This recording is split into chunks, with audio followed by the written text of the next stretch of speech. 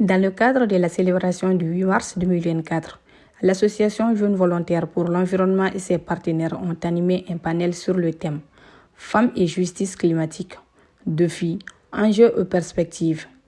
L'événement a eu lieu au siège de l'association JVE Mali. Il ressort des débats que les femmes sont les plus vulnérables au changement climatique. Ainsi, elles sont affectées entre autres par l'accès au bois énergie, l'accès aux sources d'eau potable. Vous voyez, quand il y a changement climatique, la température peut être très élevée et les conséquences peuvent agir sur la nappe souterraine. Prenons les cas qui sont liés aux différents événements extrêmes.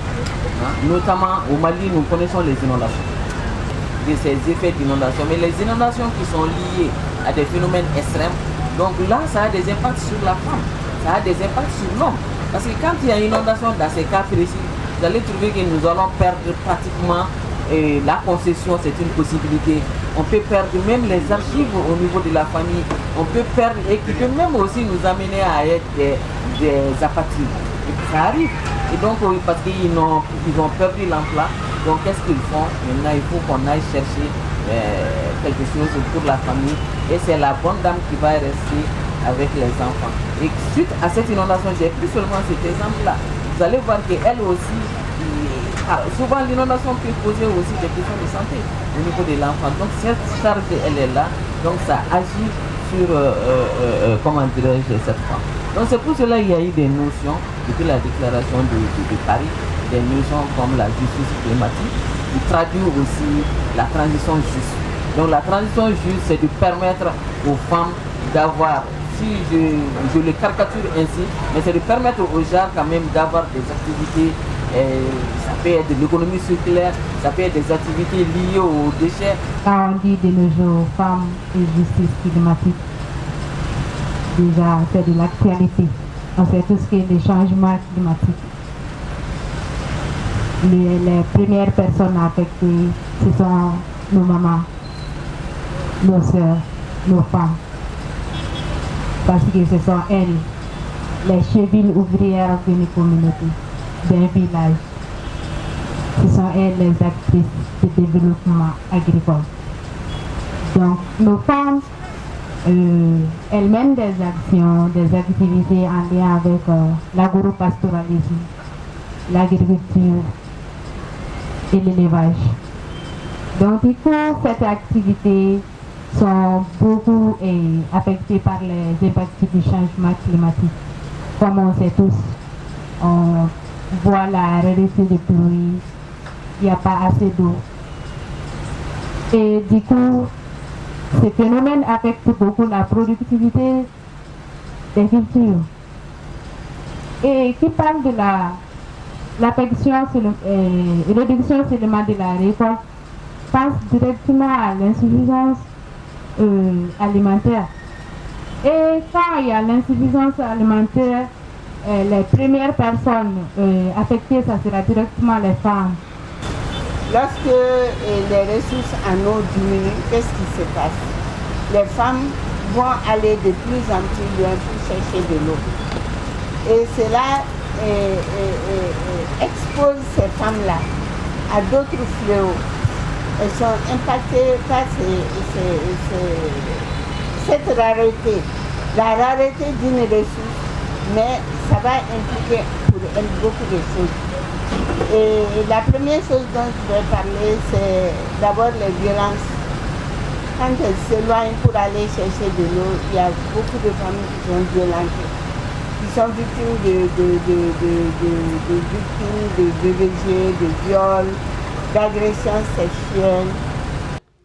Des échanges entre panélistes et participants ont permis de proposer des pistes de solutions à la thématique. Parce qu'il faut aussi savoir que le changement climatique, c'est quelque chose qui n'est pas fixe, qui change. Les termes changent, les tendances changent. Quand on parle de changement climatique, il n'y a pas de, comme vous l'avez dit avec les femmes, maintenant les choses sont incertaines. Donc il faut être vraiment au vif de l'information pour vraiment savoir agir.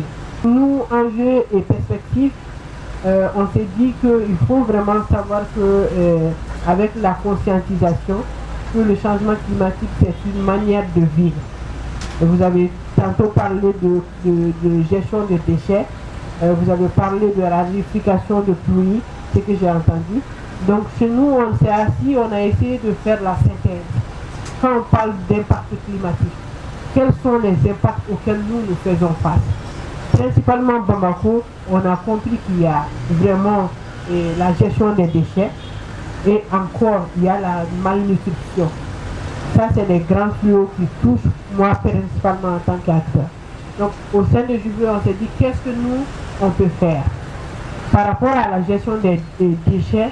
Certes, il faut des grands moyens pour aller vers le tri et pour aller vers la transformation collective des déchets. Mais nous, on a pensé au recyclage.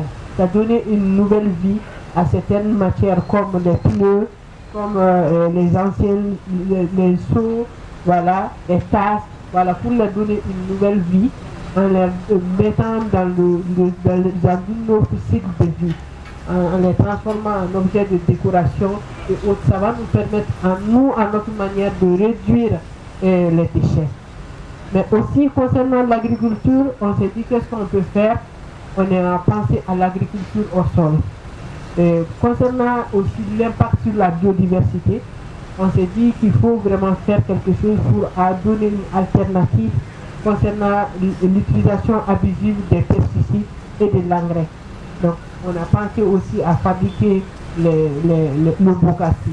Mais c'est aussi un moyen pour nous de nous donner les moyens, parce que ces choses qu'on fabrique, c'est aussi donner à la vente, qui vont nous permettre de nous rassurer un petit montant. Le problème d'environnement, c'est un problème global qui fait intervenir l'homme, qui fait intervenir la terre, mais qui fait intervenir également les animaux.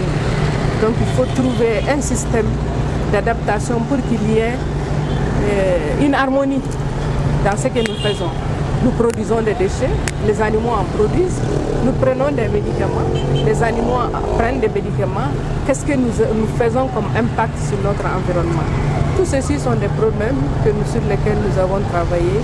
Enfin, les panélistes ont échangé et je pense que c'était bien parce qu'il faut conscientiser nous en tant que femmes, mais également la jeunesse pour que demain, tout ce qui est dit sur l'environnement, qui est une réalité, qu'elle soit connue et surtout que nous prenons acte de ce que nous devons faire pour ne pas continuer à creuser et à mettre nos vies en danger.